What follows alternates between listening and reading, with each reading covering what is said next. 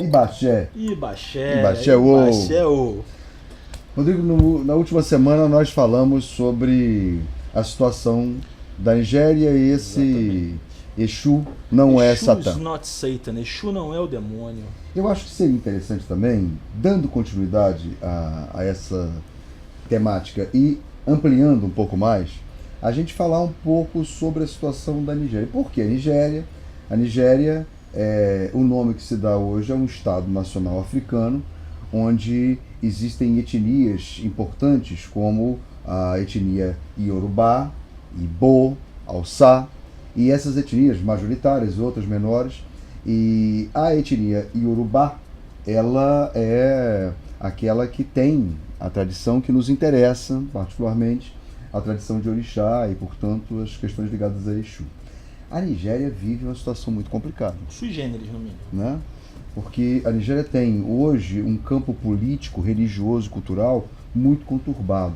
Nós conhecemos notícias de alguns anos atrás da tomada da região norte da Nigéria do Boko Haram, que é um grupo radical islâmico que protagonizou algumas cenas pavorosas que a mídia tratou de atender, de cuidar muito bem, da divulgação. A Michelle Obama, inclusive, naquela ocasião, chegou a se manifestar quanto a isso, e outras personalidades do mundo afora, por conta do rapto das meninas. Exatamente, foram 200 meninas raptadas pelo Boko Haram, e parte delas só pôde retornar para casa anos depois. Estupradas, porque há uma discordância do Boko Haram em relação às mulheres que tenham qualquer tipo de contato com uma vida livresca. Tá? E é uma área grande da região norte da Nigéria. E é importante dizer, a Nigéria é o país mais populoso da África e recentemente superou a África do Sul em termos de PIB. Isso. Tá? É o maior produtor de petróleo da África. O maior produtor de petróleo da África. Quer dizer, é um estado importante, um estado-chave no ambiente africano. E essa região do norte da Nigéria foi tomada pelo Boko Haram. Tá? Existem outras implicações também, porque cresce na Nigéria, muito significativamente, cresce na Nigéria nos últimos anos, religiões cristãs pentecostais. A Nigéria é palco de algumas celebrações onde se reúnem cerca de 1 milhão de pessoas, não é exagero, 1 milhão de pessoas. E nós não estamos falando da igreja anglicana, que é trazida pela colonização britânica e que está instalada na Nigéria desde o século XIX. Não é? Nós estamos falando das tradições neopentecostais que conhecemos aqui no Brasil e que têm sido disseminadas pelo mundo e que têm grande penetração na África. E para completar, né, tentando ser minimamente responsável com essas histórias complicadas, existem posições diferentes em relação à própria condução da religiosidade iorubá, essa tradição de orixá. Tá? Por exemplo, existem aqueles que querem entender a religião de orixá como um dado cultural e como um atrativo quase alegórico, folclórico, para que a Nigéria se abra em termos turísticos para o mundo. Se torne mais atrativo. Que, aliás, é uma coisa curiosa que vem acontecendo em diversos países da África. Né?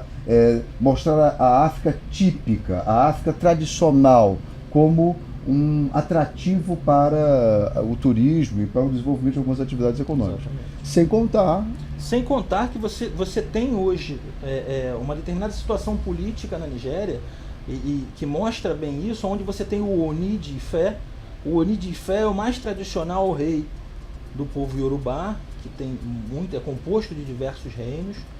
Todos eles são tributários da cidade de Ilé-Ifé. E o Oni de Ifé, que foi recém-coroado, não tem 2 anos de que aconteceu essa coroação, e ele tem feito um movimento de disseminação da religião pelo mundo, fazendo visitas aos Estados Unidos, fazendo visitas à Europa, possivelmente vindo até ao Brasil. Não é? Então fazendo um movimento de tentar estimular a religião e tentar mostrar a Nigéria como a origem disso, de forma atraente, para que possa criar esse movimento lá, e inclusive até mesmo combater questões ligadas à criminalidade, poder trazer um pouco mais de tranquilidade para a área. Ao mesmo tempo, você tem o Obadi e o O, que ataca as tradições e atribui a elas a situação sociopolítica africana como um todo. Em paralelo, você tem o Alafim de Oió, buscando resgatar tradições, buscando sanar maus feitos. A cidade de Ilé-Ifé, que passou uma proposta agora de criar um hall de escolas ou de templos capacitados para ensinar a tradição, numa tentativa de orientar a prática religiosa. Então, com todo esse cenário, com todo esse palco, com cristãos, com muçulmanos, com praticantes das religiões tradicionais, a Nigéria se vê num tecido cultural bastante complexo e tendo que produzir soluções inteligentes para conseguir resgatar a sua cultura daquilo que foi feito durante o tempo do protetorado britânico. Dentro disso, a gente tem inúmeras possibilidades de discussão.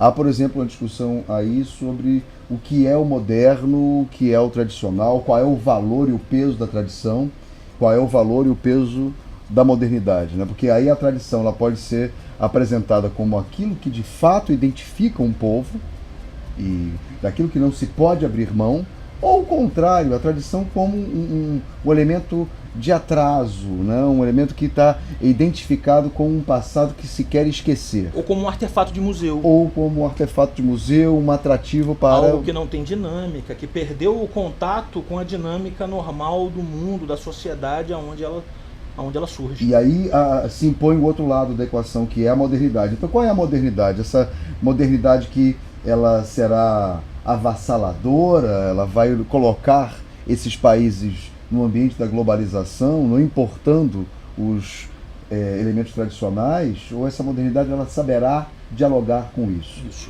É importante a gente conhecer autores que falam sobre essa questão, que falam sobre a questão da descolonização, não só da Nigéria, mas da África como um todo. Mas isso vai ficar para o nosso próximo programa. Isso. Tá? Curte o nosso vídeo, acompanhe segue o a nosso gente canal nas redes sociais.